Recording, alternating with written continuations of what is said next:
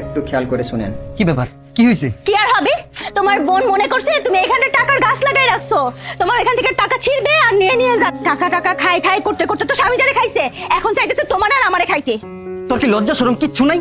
একটু তো মানুষের লজ্জা শরম থাকে। প্রতিদিন টাকা লাগে হাজির। আমি কি টাকার গাছ লাগিয়ে রাখছি না আমার কয়েক কোটি টাকা দিয়ে রাখছিস তুই? শোন, আমি তোর একটা কথা কইয়া দিই, আজকের পর থেকে এই আমার বাড়ির 30 মিনিট না তোর না দেখি, যা বাইরে যা। ভাইরে, আমি কি এমনি এমনি আইছি? তোর দুলা ভাই মরে গেছে কয়েকদিন আগে, বাচ্চাটারে খাওয়ান দিতে পারতাছি না, সংসারে অনেক অভাব অনটন চলতেছে, তাই আইছিলাম একটু সাহায্য লেগে। ও, সাহায্য লাগবো না? ধর এই ধর 500 টাকা, এই 500 টাকা নিয়ে বিদায় হবি। আর কোনোদিন যাতে আমার দরজার সামনে তোরে না দেখি। তুমি কি পাগল হয়ে গেছো? তুমি এই যে টাকা দিয়া দিয়া লোভ দেখাইতেছো, আর এই লোভে লোভে 2 দিন পর পর আসতেছে এটা লাগবে সেটা লাগবে। এই টাকা আমি দিতে দিমু না, আমার স্বামীর টাকা আমি খামু, আমার সংসারের পিছনে খরচ করবো। তোমার বোনের বিয়া দেয়া ফেলাইছো, তোমার বোনের কোনো হক নাই, তোমার বোনের হেনতে যেতে কাকো, নাহলে কিন্তু আমি আবার ঘাট ধাক্কা দিমু। থাক, তোমাদের টাকা আর আমার লাগবো না, আর কোনোদিন এই বাড়িতেও আমু না, কোনো সাহায্য চামু না তোমাদের কাছে। তোমরা ভালো থাকো। এই ভেতরে চলো, চলো ভেতরে। তারা এই বাসায় ঢুকতে পারবি না। আমি ওই দোতলা থেকে সব দেখেছি। তুই যেমন আমার ছেলে, ও আমার একমাত্র মেয়ে। এই বাড়িতে দুজনের সমান অধিকার। আর তোরা কি করেছিস? তাকে এখান থেকে বের করে দিয়েছিস। কেন বাইর করে দিব না আব্বা, আপনিই করবো। এই তুমি চুপ থাকো। তোমার ভাই আর ভাবি যদি তোমাকে ঘাট ধাক্কা দিয়ে বের করে দেয়, তুমি কোথায় যাবে? আব্বা, আপনি কিন্তু আমার বড় অপমান করতেছেন। এই তুই চুপ থাক।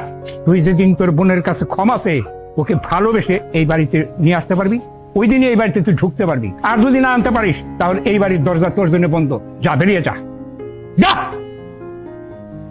মা, ও মা, তুমি কান্না করতেছো কেন? কেউ কি তোমার কিছু কইছে? তুমি আমারে কও, আমি ওরে দেখে নিমু। আপা, তুই তো এই বাড়িতে আইসস কেন? তোর মুখ আমি দেখতে চাই না। আজকে যদি আমার স্বামী বাইসে থাকতো, তাহলে কি তোর কাছে যাইতাম হাত পাততে, ভিক্ষা করতে? আজকে যদি আমার সন্তানটা কোনো কাজকর্ম করতে পারতো, তাহলে কি তোর কাছে সাহায্য চাইতাম?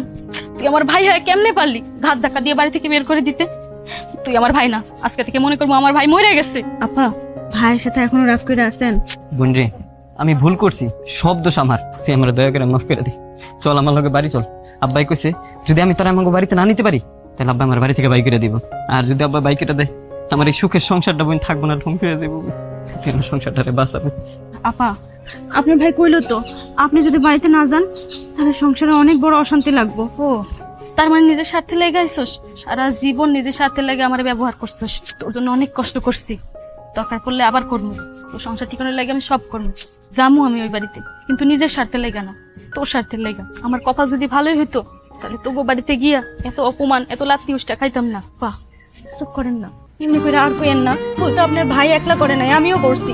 আমি জানি আপনি কষ্ট পাইতেছেন, এই কথাগুলো কইয়া কষ্ট না পাইয়া চলেন, চলেন আমরা বাড়িতে যাই, চলেন। চল আব্বা।